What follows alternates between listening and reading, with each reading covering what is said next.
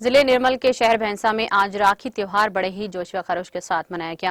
راکھی تیوہار کے ایک مخصوص موقع پر شہر بھینسا کے سابقہ زرعی مارکیٹ کمیٹی چیئرمین لکشمی مرلی گوڑ نے ان کے مکان پر اپنے افراد خاندان کے ہمراہ ننھے بچوں کے ساتھ راکھی تیوہار کی خوشیاں منائی، جہاں ان کے افراد خاندان نے راکھی تیوہار کی خوشیاں مناتے ہوئے ایک دوسرے کو مٹھائیاں تقسیم کی اور بھائی بہن کے محبت کا اظہار کیا۔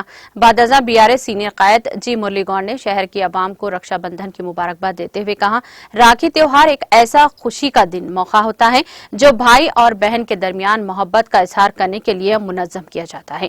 اس موقع پر خاندانی اتحاد کی اہمیت کو یاد دلایا جاتا ہے۔ راکھی تیوہار کے دوران بہنیں اپنے بھائیوں کی کلائیوں پر راکھی باندھتی ہیں، جو کہ ایک مضبوط رشتے کی علامت ہوتی ہے۔